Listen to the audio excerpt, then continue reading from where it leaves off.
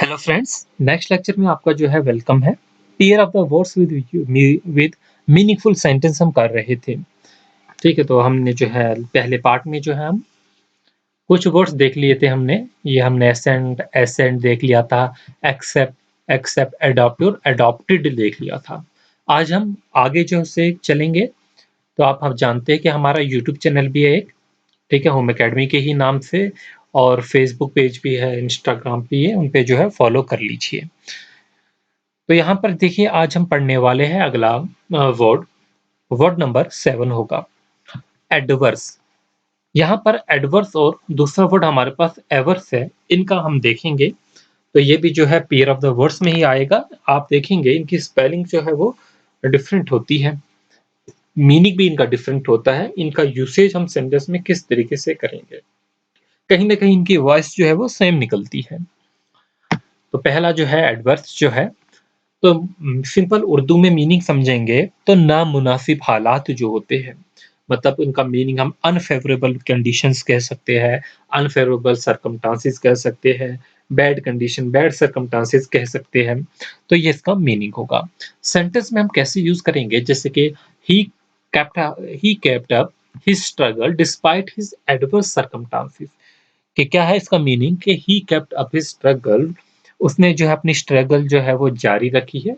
जैसे भी हालात थे, जो भी नामुनासिब हालात थे, उसके बावजूद उसने अपनी स्ट्रगल को जो है बिल्कुल जारी रखा है।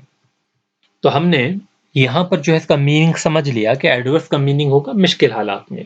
ठीक है, ही kept up struggle despite his adverse circumstances. तो उसने जो है जितने भी मुश्किल हालात थे, जैसा भी था, उसने अपनी जो है ठीक है, अपनी स्ट्रगल्स को छोड़ा नहीं, और वो जो है वो उनसे जो है वो भी अपनी स्ट्रगल्स को करता गया जैसी भी हालात थे। अगला हमारे पास वर्ड होगा एवर्स। एवर्स का मतलब होता है टू स्ट्रांगली डिसलाइक और अपोज टू समथिंग। आप किसी चीज को नापसंदीदा करते हैं, आपको पसंद नहीं है, आप उसे अपोज करना चाहते हैं, तो उसके लिए एवर्स का यूज होगा। टू स्ट्रांगली डिसलाइक और oppose to do something. Sentence में हम कैसे यूज करेंगे, we as a community are averse to all kinds of the disparity. हम बहसाए थे एक कम्युनिटी के, ठीक है,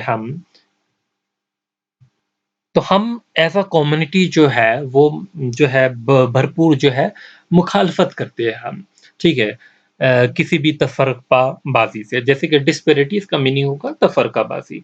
तो हम एक कम्युनिटी के तौर पे जो हम इसकी बिल्कुल जो है मजम्मत करते हैं, हम उसे अपोज करते हैं।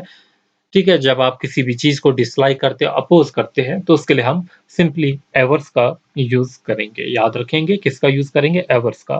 तो हम अगर इस सेंटेंस में आता है कि ये एडवर्स यूज़ होगा या एवर्स होगा, तो आप समझ जाएँगे अगर मुश्किल हालात है, बैड और अनफेवरेबल है, तो वहाँ पर जो है हम एडवर्स का यूज़ करेंगे। और अगर जो है हमारे यहाँ पर जो है लोगों के दरमियान अगर फ़र्क रखने की बात की गई है, जैसे या डिसलाइक की बात की गई, या अपोज़ करने की बात की है, नापसंद या अपोज़ करने की बात की गई है, तो हम वहाँ पर एवर्स की जो है वो सेंटेंस में यूज़ करेंगे हम इसे। अगला हम देखेंगे वर्ड, वर्ड नंबर जो है वो 9 है, और हमारे पास वर्ड नंबर जो है वो 10 है। पहला जो है एडवाइस और दूसरा है एडवाइस। तो यहाँ पर देखिए स्पेलिंग जो है VICE है, पहले में जो स्पेलिंग है VICE है, एडवाइस। और यहाँ पर जो दूसरे में स्पेलिंग है एडवाइस, तो यहाँ पर जो है आपकी जो साउंड निकल रही है वो सीन की निकल रही है। ठीक है, और यहाँ पर जो है जा की आवाज निकल रही है, एडवाइस। तो इसका मीनिंग समझेंगे क्या होगा। एडवाइस का मीनिंग होता है मशवरा। क्या होता है, मशवरा। और एडवाइस का मीनिंग होता है मशवरा देना। क्या मीनिंग होगा, मशवरा देना। तो समझ गए होंगे आप, एडवाइस का मीनिंग होगा मशवरा, और एडवाइस का मीनिंग होता है मशवरा देना। तो मीनिंग क्या होगा, कैसे हम यूज करेंगे, मीनिंग जो है वो एडवाइस का मीनिंग होगा गाइडेंस। क्या होगा, गाइडेंस। एज अ हम जो है एज ए नाउन का यूज करेंगे। क्या, एज ए नाउन जो है उसकी ग्रामेटिकली प्रोफाइल अगर देखेंगे तो हम नाउन के तौर पे हम इसे यूज करेंगे। फिर बात करेंगे इसकी सेंटेंस में हम इसे कैसे यूज करेंगे। The teacher advice helped me to pass the examination.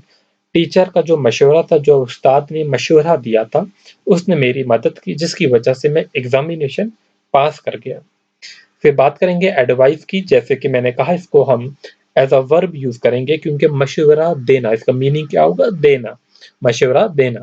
तो मीनिंग जो होगा टू रिकमेंड और टू ऑफर गाइडेंस। तो इसको हम किस तरीके से सेंटेंस में यूज करेंगे? I had advised you not two by that car. मैंने तुम्हें जो है मशवरा दिया था कि इस कार को ना खरीदें।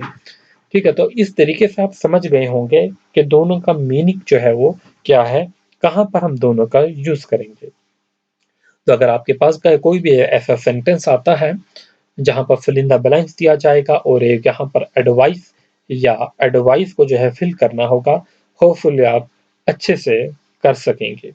ठीक है, तो प्रैक्टिस जो है आप उसके बाद हम करवाएंगे जब आपको, तो उसमें आप देखेंगे ये सारी चीजें, इस टाइप के क्वेश्चंस को। अब हम अगला जो है वो इफेक्ट और इफेक्ट है। एक इफेक्ट हमारे पास है AFFECT इफेक्ट, दूसरा इफेक्ट है हमारे पास EFFECT इफेक्ट।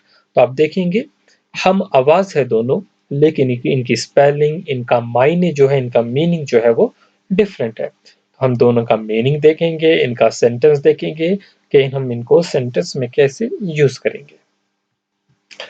तो हम पहला इफेक्ट देखेंगे AFFECT इफेक्ट, इसका मीनिंग क्या होता है। तो यहाँ पर हम तीन मीनिंग्स की बात करेंगे। यहाँ पर ये तीन मीनिंग है, एक जैसे बट डिफरेंट डिफरेंट जो है मैंने वर्ड्स इसके लिए यूज किए हुए यहाँ पर। पहला, to make a display of liking और यूजिंग।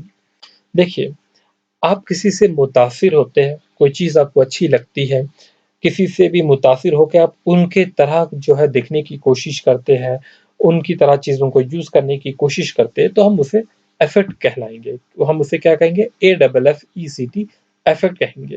ये इसका पहला मीनिंग होगा। फिर दूसरा मीनिंग देख लेंगे, to put on a pretence, यानी किसी की जो है नकल जब करते हैं तो हम उसे कहेंगे to put on a pretence. तो उसके लिए भी हम इफेक्ट का यूज करेंगे। तो तीसरा हमारा मीनिंग होगा टू काज अ चेंज और वेरिएशन, किसी भी चीज में जो है चेंज लाना, ठीक है, तब्दीली लाना, किसी भी चेंज में वेरिएशन लाना, तो वो भी इफेक्ट कहलाएगा। तो इन्हीं तीन मीनिंग से रिलेटेड तीन सेंटेंस जो है नीचे बनाए हुए हैं, आप देख सकते हैं। पहला सेंटेंस जो हमारा है, he affect the appearance of a boss by behaving like one. ठीक है, वो काफी बॉस के अपीयरेंस से मुतासिर हुआ होगा, उसी की तरीके से बिहेव करता होगा बॉस की तरह बनने का।